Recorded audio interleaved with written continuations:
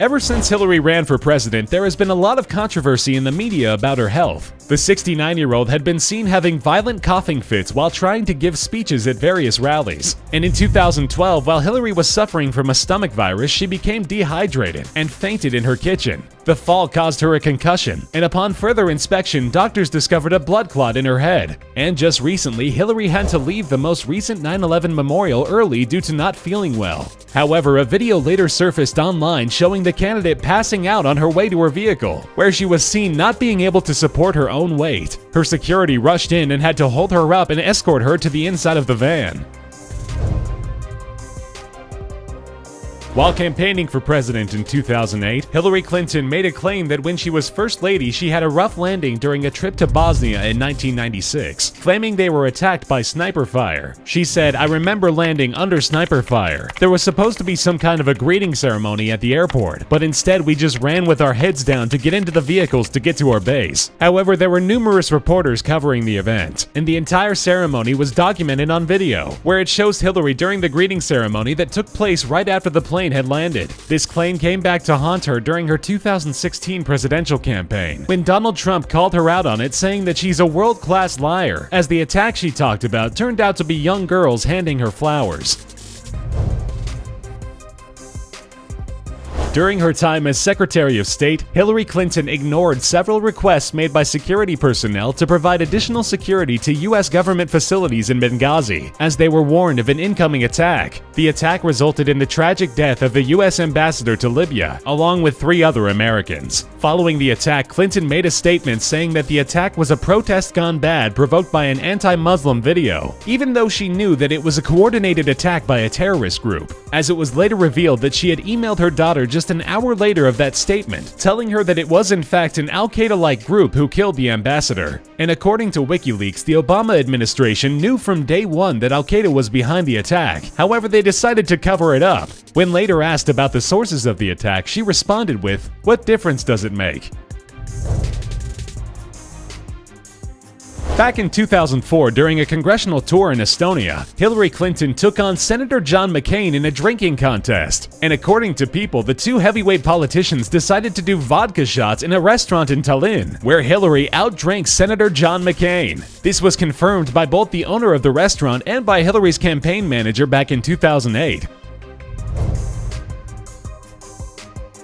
In 2015, it was revealed that as Secretary of State, Hillary Clinton put national security at jeopardy by not using the official secured email address she had been provided by the State Department. But instead, Hillary used her private email to handle sensitive State Department communication. The decision was a big error of judgment that caused the FBI to launch an investigation regarding how the classified information was handled on the Clinton private server. As it turned out, of the thousands of emails she had sent, 65 contained secret government information, and 22 emails had top secret information. And in what appeared to be an attempt to cover up the unauthorized personal email use, Hillary went on and deleted over 30,000 emails. But despite that, the FBI still concluded that Hillary Clinton should not be prosecuted for her extremely careless decisions.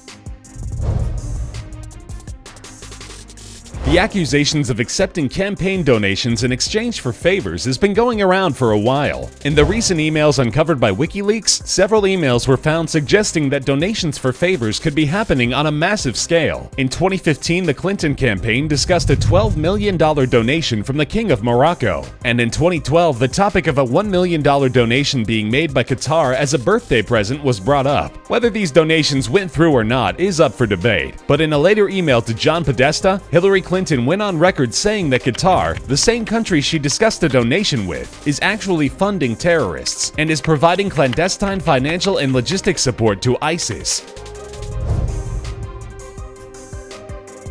After leaving the State Department, Hillary Clinton gave a series of paid private speeches to Wall Street bigwigs. What was said privately in those speeches was quite different from her public stance on several issues. In the leaked excerpts of the speeches, Clinton said she is out of touch with the 99%ers, and that even though she grew up in a rather humble home, her financial success caused her to be distant of the struggles that face most people. She even went on to admit that there is a huge difference between the public political stance she needs to take and the private one that would be put into play later. In one of the speeches, she mentioned that her dream is hemispheric common market with open trade and open borders. And she made it quite clear that there's a need to tell people one thing and do another.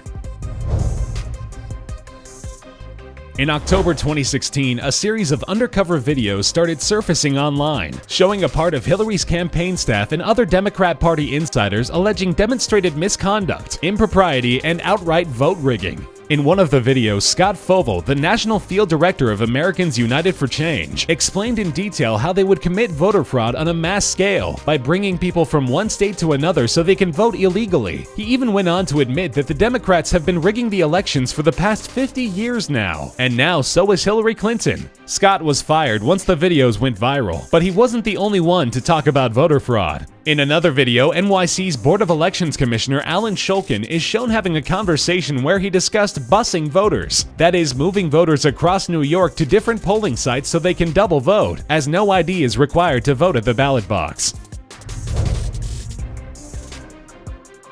Mass-scale voter fraud wasn't the only thing the videos uncovered. In another video, Democratic operatives discussed how they worked directly with the DNC to incite violence at Donald Trump rallies. The Clinton campaign, along with Americans United for Change and the DNC, worked together and paid for a group of activists to attend Trump rallies with a duck ringtone on their phones, set to go off at the same time to cause chaos. In some of the rallies, a couple of police officers even got injured and were hospitalized as a result, as they were trying to break the violence. The video also shows that they ordered 1,000 rubber duckies with Donald Duck written on them and handed them out to the press, further proving that some campaign expenses were being used illegally.